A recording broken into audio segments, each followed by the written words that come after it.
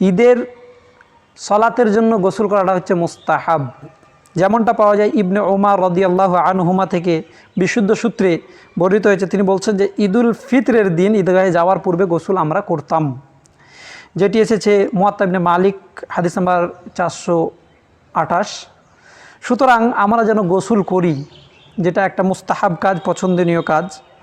তো আমরা যেন ঈদের দিনে সুন্দরভাবে গোসল করি। তারপরে হচ্ছে ঈদের দিনে সাজসজ্জা ও সুগন্ধি ব্যবহার করা। সহিহুল বুখারীতে ঈদ অধ্যায়ের মধ্যে যে সাজসজ্জা গ্রহণের অধ্যায়ে আব্দুল্লাহ ইবনে ওমর রাদিয়াল্লাহু আনহুমা বলছেন যে একদা উমর রাদিয়াল্লাহু তাআলা আনহু একটি মোটা রেশমের তৈরি জুব্বা বাজারে বিক্রয় হতে দেখে তিনি তা কী করলেন, নিয়ে আল্লাহ রসুল সাল্লাল্লাহু আলাইহি সাল্লামের কাছে এসে বললেন, হে আল্লাহ রসুল সাল্লাল্লাহু আলাইহি ওয়াসাল্লাম, আপনি এটা ক্রয় করে নিন। এটি ঈদ ও বহিরাগত রাজ প্রতিনিধিদের জন্য পরিধান করে সৌন্দর্য ধারণ করবেন। কিন্তু তিনি বললেন, এটি তো তাদের লেবাস যাদের পরকালে কোনো অংশ নেই। নবী করিম সাল্লাল্লাহু আলাইহি সাল্লাম অত্যাধিক মাত্রায় দামি পোশাক বর্জন করতে চেয়েছিলেন। তিনি দুনিয়ার আরামেশকে পরোয়া না করে তিনি চেয়েছিলেন যে আখেরাতে নেওয়ার। এবং এখান থেকে একটা সূক্ষ্ম বার্তা এটাও বহন করে যে রেশমের পোশাক পুরুষদের জন্য বৈধ ছিল না, এটা না মুসলিম নারীদের জন্য বৈধ। দুটো বিষয় এখানে উল্লেখ হতে পারে। সুতরাং সার্বিকভাবে যেটা বলা যায়, পরিষ্কার পরিচ্ছন্ন ঢিলে ঢালা পোশাক, শরীরের আকার আকৃতি বোঝা যায় না এমন পোশাক পরে ঈদগাহে আমাদেরকে সর্বাধিকভাবে যাওয়ার চেষ্টা করতে হবে। এ নিয়ে অনেক বর্ণনা এসেছে কোরআন এবং সহিহ সুন্নাহয়। আমরা সেদিকে যেতে চাইছি না অত লম্বা চওড়া দিয়ে, জাস্ট সার্বিকভাবে মূল বিষয়গুলো বলতে চাইছি। ঈদের নামাজের পূর্বে, ঈদুল ফিতরের নামাজের পূর্বে অর্থাৎ বের হওয়ার পূর্বে কিছু খেয়ে বের হওয়া, এটা নবী করিম সাল্লাল্লাহু আলাইহি ওয়াসাল্লামের সুন্নাহ।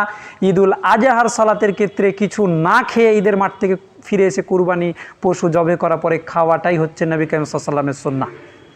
সুতরাং সেই সুন্নাতের দিকে লক্ষ্য রেখে আমরা ঈদুল ফিতরের সালাত আদায় করতে যাব স্বল্প মূল্যে কিছু খেয়ে, যেখানে পাওয়া যায় সাহাবায়ে কেরামদের কওল থেকে যে তিনারা বেজোড় সংখ্যায় খাজুর খেয়ে যেতেন।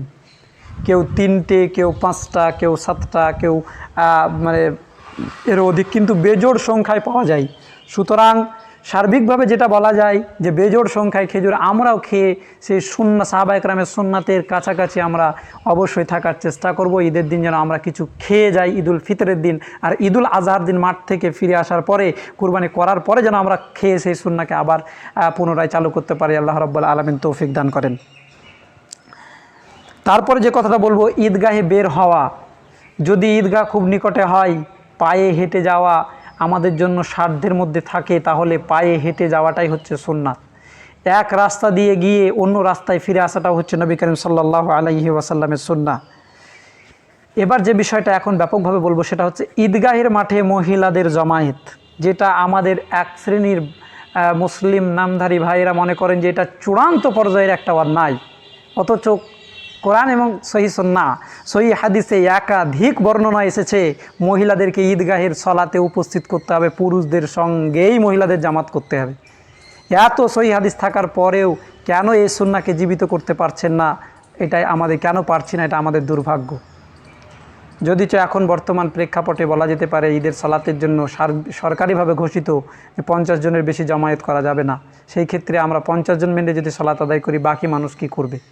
এ নিয়ে একটা ওলামা ইকরামদের মধ্যে যে মত বেরিয়ে এসেছে সেটা হলো যে মানুষ যদি জমায়েত হতে না পারে তাহলে নিজ নিজ স্থানে তারা ঈদের সালাত 2 রাকাত 7-5 তাকবীর দিয়ে ঈদের সালাত আদায় করবে।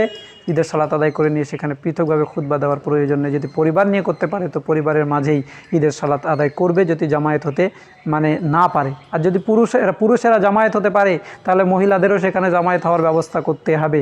আমি ব্যাপকভাবে এই সুন্নাতের দিকে বলতে চাইছি যে কখনোই এই সুন্নাতকে আমাদের অবজ্ঞা করা উচিত নয়, যেখানে একাধিক সহিহ হাদিস এসেছে। যেমন মহিলাদের ব্যাপারে এসেছে, রাসূল করিম সাল্লাল্লাহু আলাইহি ওয়াসাল্লাম বলছেন যে একজন মহিলা রাসূল করিম সাল্লাল্লাহু আলাইহি ওয়াসাল্লামকে জিজ্ঞাসা করছেন, হে আল্লাহর রাসূল, আমাদের কারোর যদি চাদর না থাকে? উত্তরে তিনি বললেন, তার কোনো বোন তাকে নিজ নিজের অতিরিক্ত প্রয়োজনের অতিরিক্ত যাওয়ার থেকে বেশি চাদর থাকলে সেটা তাকে দিয়ে ঈদগাহের মাঠে যাবে।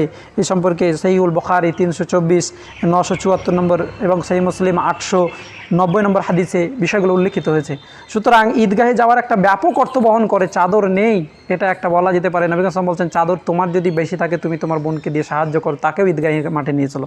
সুতরাং এই সুন্নাতের দিকে আমাদের কতটা জোর দেওয়া উচিত, যেটা আমাদের সমাজের মধ্যে আজকে আস্তে আস্তে বিলীন হয়ে যাচ্ছে। মানুষেরা বলছে যে মহিলাদের জায়গা হয় না, কেন হয় না এটা আমাদেরকে ভাবতে হবে। মহিলাদের জন্য সার্বিকভাবে ব্যবস্থা করতে হবে। কোরআন এবং সহিহ সুন্নাহ যে জায়গাতে আছে সেই স্তরে আমাদেরকে রাখার চেষ্টা করতে হবে। টলমলো করা যাবে না।